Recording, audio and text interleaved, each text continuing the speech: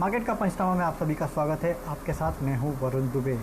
और काफ़ी कमज़ोर शुरुआत आज इस हफ्ते की हुई है। इनफैक्ट मैं इस कमज़ोरी का कारण ढूंढने की कोशिश कर रहा था, तो मुझे इस कमज़ोरी का कारण एक्चुअली मिला नहीं। ग्लोबल क्यूज़ देखिए, वो नेगेटिव नहीं है। डॉलर फ्यूचर अगर हम देखें तो हमारे बंद होते होते ऑलमोस्ट फ्लैट थे। लोकली कोई बुरी खबर नहीं है कंपनी को लेके, ना किसी बैंकिंग सेक्टर को लेके, कोई भी बुरी खबर नहीं थी जिसकी वजह से मार्केट में इतनी गिरावट हो। लेकिन जिस तरह से मार्केट में गिरावट हुई है, ये एक्चुअली आप देखें ना, पिछले कुछ दिनों से मैं आपको यही बोला था कि शायद मार्केट में गिरावट होगी, शायद मार्केट में गिरावट होगी। हर 50 पॉइंट पे आपको एक सपोर्ट देखने मिलेगा, और आज देखिए वही हुआ। और हमने आपको क्या बोला था, पहला सपोर्ट होगा 11,050, उसके बाद 11,000 का लेवल, फिर आता है आपका सीधा 9,900 के आसपास का लेवल। तो सॉरी 10,100 बोलो, 11,000 नहीं। तो वही लेवल देखिए आज कहीं ना कहीं मार्केट में टूटता हुआ दिखाई दिया है। 10,900 के आसपास का जो लेवल है वो कहीं ना कहीं मार्केट में आज टूटते हुए नजर आया है, और इस लेवल की हम पिछले कुछ दिनों से बातें भी कर रहे थे।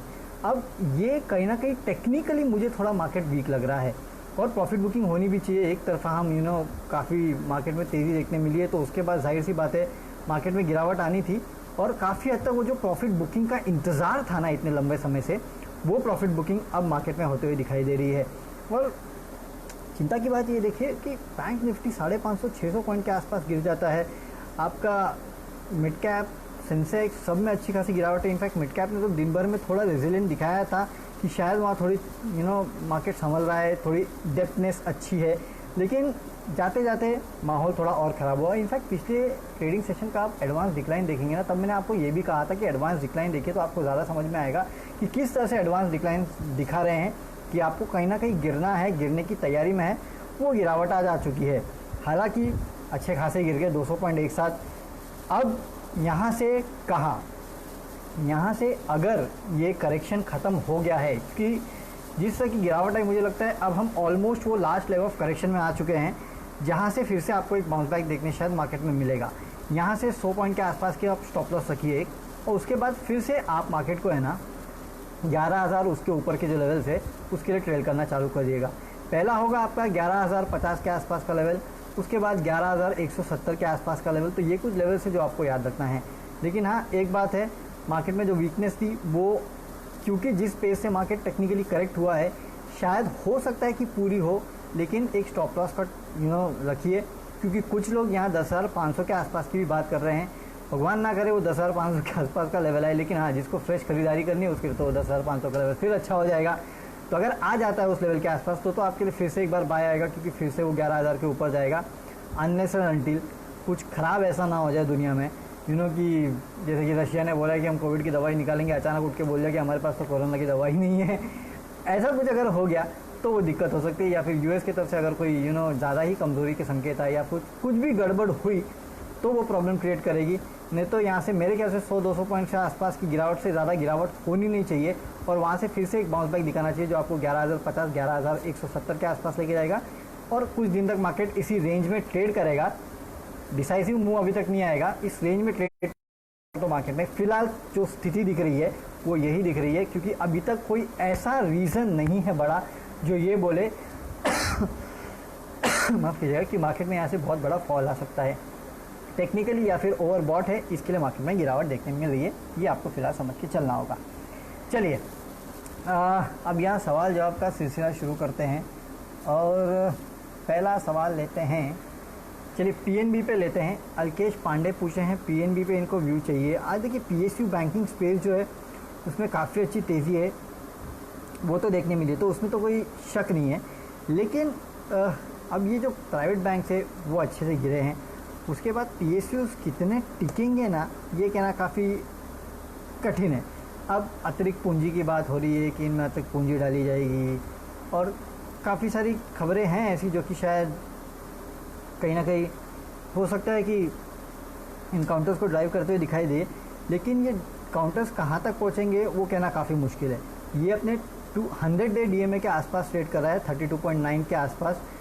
इसके ऊपर इसका रेजिस्टेंस 34-35 के आसपास निकल के आता है मेरे ख्याल से। जो आज इस काउंटर का हाई था, नहीं हाई तो 33.5 था, 33.35, तो ज़्यादा अपसाइड वैसे है नहीं। 35 के आसपास का एक ट्रेडिंग बेट आप ले सकते हैं इस काउंटर में।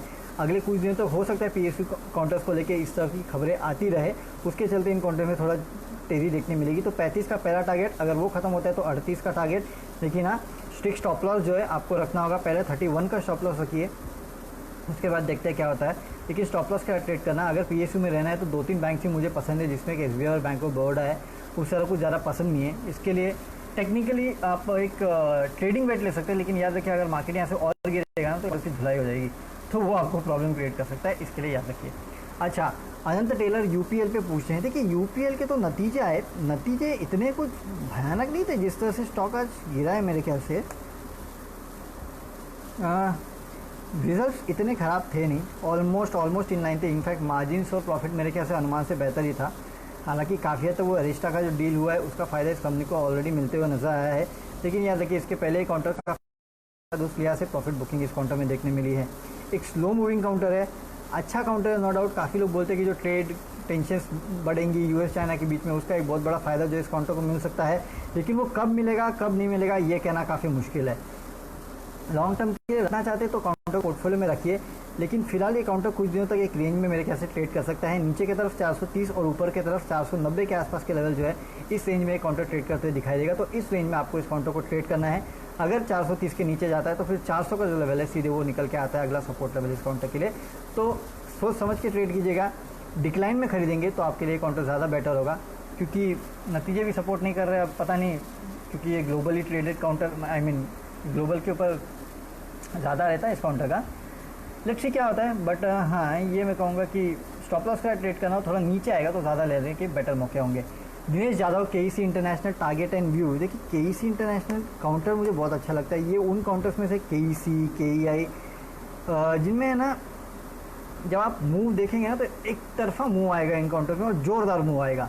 काउंटर मुझे काफ़ी अच्छा लगता है। मुझे मेरे ख्याल से जहाँ तक मुझे याद है केईसी एक समय में 350-400 के आसपास का काउंटर हुआ करता था। आज ये 200 के 60 के आसपास ट्रेड कर रहा है। व्यू देना तो थोड़ा मुश्किल है इस काउंटर पे, बट मेरे ख्याल से इस काउंटर को अगर आपके पास है ना तो होल्ड करना चाहिए आपको। इस काउंटर को नहीं है तो थोड़ा नीचे आएगा ना अगर 250 के आसपास, तो मेरे ख्याल से आपको इस काउंटर को वापस खरीद लेना चाहिए। ये केईसी, केईआई जैसे काउंटर जो है मुझे काफ़ी अच्छे लगते हैं। हालांकि ऑर्डर बुकिंग को लेकर इनको शायद थोड़ी दिक्कतें हो सकती है अगले कुछ समय तक, लेकिन जब ऑर्डर बुकिंग को लेकर दिक्कतें होंगी उसके बाद जब हालात ठीक होंगे तो one of the biggest beneficiary भी होंगे। इसके लिए याद रखिए जैसे जैसे गिरावट आती है तो उन गिरावट में इन काउंटर्स को खरीदने का बहुत अच्छा मौका है। इसके लिए कह रहा हूँ कि गिरावट में इस काउंटर को खरीदिए, ज़्यादा बेटर शायद आपके लिए रह सकता है। टाटा स्टील, चिंतन नथानी पूछते हैं टाटा स्टील क्या करना चाहिए। 370 के आसपास आपने मैंने हाल ही में लिया है मेरे ख्याल से, फिर आपने तो 370। देखिए आज की है 373 की क्लोजिंग। स्टील काउंटर्स को लेकर लोग काफ़ी बुलिश हो रहे हैं। कुछ टेक्निकल्स को मैं सुन रहा था जो कि कह रहे थे कि इस काउंटर में शायद आपको एक अच्छा खासा ब्रेकआउट देखने मिल रहा है। लेकिन याद रखिए स्टील काउंटर के साथ एक तकलीफ भी है, जितने जल्दी चलते ना उतने जल्दी गिरते भी है। ये आपको याद रखना है, ये भूलना नहीं आपको। हालांकि ये काउंटर्स मोमेंटम में है तो आप इस मोमेंटम को राइड कीजिएगा 400 रुपये के आसपास के लेवल के लिए, और एक नीचे 10-15 रुपये के आसपास का स्टॉप लॉस रखिए। ज़्यादा गहरा स्टॉप लॉस रखना मत। 373 पे 360 का स्टॉप लॉस रखिए। 400 के लेवल के लिए ट्रेड कीजिएगा। कुछ रिपोर्ट्स में पढ़ रहा था जो कि कह रहे थे रियो टिंटो की, अगर आप देखें तो रियो टिंटो ने जो ये दिया है डिविडेंड दिया है, काफ़ी बेहतर डिविडेंड दिया है उस कंपनी ने। और उस कंपनी का कहना है कि जितना सोचा था उतनी गिरावट हो नहीं रही है, तो हम डिस्ट्रीब्यूट कर रहे हैं अपने लोगों के बीच में, अपने शेयर होल्डर्स के बीच में इस चीज़ को डिविडेंड के तौर पे। लेकिन देखिए ज़्यादा डिविडेंड देना एक बात ये भी कहलाता है, ज़्यादा डिविडेंड जब आप देते हैं कि आगे के आपके पास ज़्यादा ग्रोथ अपॉर्चुनिटीज़ है नहीं, तो इसको भी आपको भूलना नहीं चाहिए। हालांकि उस चीज़ ने ग्लोबली उन्होंने दिया कि वो भी उन्होंने कारण दिया था कि क्योंकि आयरन और की सेल्स जो है वो काफ़ी अच्छी देखने मिली है चाइना में, और जिस तरह से गिरावट का अनुमान था उतनी गिरावट हुई नहीं, तो ये सब इंकरेजिंग साइंस है इसके लिए। बट मैं इतना बुलिश नहीं हूँ इस पूरे सेक्टर को लेके, मैं थोड़ा टाइम देना चाहूँगा इस सेक्टर को। इसके लिए अभी आपको लॉन्ग टर्म के लिए लेने की नहीं कह रहा हूँ। आप जैसा मैंने कहा वैसा ट्रेड कीजिएगा। नीचे 10-15-12 रुपये का स्टॉप लॉस और ऊपर 30 रुपये के आसपास का टारगेट। फिलहाल ये ट्रेड लीजिएगा। लॉन्ग टर्म थोड़ा रुकिए, पेशेंट रखिए, लेट्स सी कि क्या होता है, मेटल सेक्टर का क्या होता है, उसके बाद शायद आप मेरे ख्याल से ज़्यादा बेटर व्यू ले पाएंगे। राहुल निकाल जी टाटा मोटर्स पे पूछते हैं 210। राहुल जी अभी तक आप क्या कर रहे थे? 210 पे आपने लिया है बाबा, बहुत ऊपर के स्तर पे ले लिया सर आपने। चलिए ठीक है, हमने हमारे चैनल पे काफ़ी टाइम बोला भी था कि निकल जाइए इस काउंटर को अगर आपने इस लेवल पे लिया है तो। अब आपने लेके रखा है 113 के आसपास एक काउंटर देखिए फिलहाल ट्रेड कर रहा है। 8% की रैली आज देखने मिली है। काफ़ी कुछ जो है, जो बोलते हैं ना कि शायद बदलाव होगा, चेंज होगा, बहुत कुछ इस काउंटर में डिस्काउंट ऑलरेडी हो चुका है। फिलहाल इस काउंटर का जो ट्रेड आता है 130 के आसपास आता है। अगर उस लेवल पे आता है तो पार्शियली प्रॉफिट बुक कीजिएगा। इतने जल्दी इस पूरे सेक्टर में अगर हो सकता है कि कार्स बिके, बाइक बिके, लेकिन जो कमर्शियल व्हीकल्स हैं उसमें मंथ ऑन मंथ ठीक है सुधार है, year on year no doubt मुझे लग नहीं रहा कि कमर्शियल व्हीकल्स में इतना कुछ सुधार होने वाला है। इसके लिए ये काउंटर मेरे अवॉइड लिस्ट में है। कोई ख़ास ख़रीदारी की सलाह दूंगा नहीं मैं। इक्के दुक्के दिन रिजल्ट आएंगे, उसके बाद लोग थोड़े अपग्रेड करेंगे, वो सब आपको देखने मिलेगा, लेकिन कन्विक्शन बाय नहीं है सर इस काउंटर में। प्रॉब्लम ये है। तो मिलेगा 130 के आसपास, तो पार्शियल प्रॉफिट बुक कीजिएगा। उसके बाद हम देखेंगे कि आगे क्या करना है। लेकिन नहीं, मेरे लिए ये लॉन्ग टर्म का बेट अभी भी नहीं है। मैं शायद टू व्हीलर्स और किसी टू व्हीलर में ज़्यादा भरोसा करूँगा। इस काउंटर में बिल्कुल भरोसा फ़िलहाल तो नहीं करूँगा। इसके लिए कह रहा हूँ कि इस काउंटर को प्रॉफिट बुक कर ले 130 के आसपास, तो ज़्यादा बेटर रहेगा, है ना। ओके, अब अगला सवाल लेते हैं।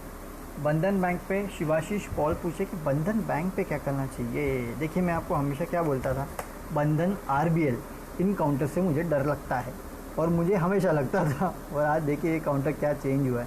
10-10.5% के आसपास की गिरावट इस काउंटर में एक ही दिन में आ गई है। प्रमोटर्स ने स्टेक बेचा, करीब 33-34 लाख करोड़, 34 करोड़ शेयर्स के आसपास बेचे गए हैं। 10,000 करोड़ के आसपास उन्होंने जुटाए हैं। तो उसका इम्पैक्ट तो है वो काउंटर पे आपको देखने मिलेगा। और ये काउंटर पे इसका इम्पैक्ट शायद हो सकता है थोड़े दिन तक और रहे। 300 के आसपास का स्टॉप रखे, क्योंकि इतना गिरा है ना, तो टेक्निकली 1-2 दिन में शायद आपको इस काउंटर में थोड़ा सा टेक्निकल बाउंस बैक जो है वो देखने मिलेगा। तो आपको उस टेक्निकल बाउंस बैक को मीडियम टर्म यानी शॉर्ट टू मीडियम टर्म के लिए ट्रेड करना है। ज़्यादा एग्रेसिव पोजीशन इसमें मत लेना। 300 के आसपास का स्टॉप लॉस रखिए और ऊपर 20 रुपये के आसपास का टारगेट के लिए आप इस काउंटर को फिलहाल ट्रेड कीजिएगा। देन लेट्स सी कहाँ ये मोमेंटम लेके जाता है इस काउंटर को। फिलहाल लॉन्ग टर्म का बेट मत लेना, टेक्निकल बेट लीजिए इस पर, तो ज़्यादा बेटर है। 350 यूनिट एट 420 सर आप फंस चुके हैं 420 पे। अगर आपने को लगातार बोलता था इस काउंटर में दिक्कतें हो सकती है, और वो दिक्कतें निकल के आ रही है सर। आप रुकिए, फिर 420 पे अगर लिया है तो अपने लेवल के कुछ नहीं तो 350 के लेवल के लिए आसपास आने के लिए रुकिए, तब पार्शियल प्रॉफिट बुक करना। उसके ऊपर आएगा 420 के आसपास, तब आप बाकी प्रॉफिट बुक करके निकल जाइए। बहुत अच्छे और बैंक्स है, कंपनीज है जिसमें पैसा लगाएंगे तो ज़्यादा बेटर पैसा बनेगा। बंधन bank is not that preferred bank, इसके लिए कह रहा हूँ। चलिए, इसी नोट पे आप विदा लेते हैं। कल आपके साथ इसी प्लेटफॉर्म पे वापस जुड़ेंगे। आपके जो बच्चे कुछ सवाल है उनका जवाब देने के लिए। और सुबह 7 बजे हमारे साथ जुड़ेगा तो आपको बताएंगे कि ग्लोबल क्यूज़ कैसे हैं, इंडियन मार्केट्स को कैसे ट्रेड करना है, कौन से इंपॉर्टेंट स्टॉक्स है जहाँ पे आपके नज़र रखनी है, और कौन से इंपॉर्टेंट लेवल्स है जिस पे आपको नज़र रखनी है। क्योंकि टेक्निकली अब तो ये जानना काफ़ी इंपॉर्टेंट हो गया है कि कहाँ जाके मार्केट की गिरावट रुकेगी। तो सुबह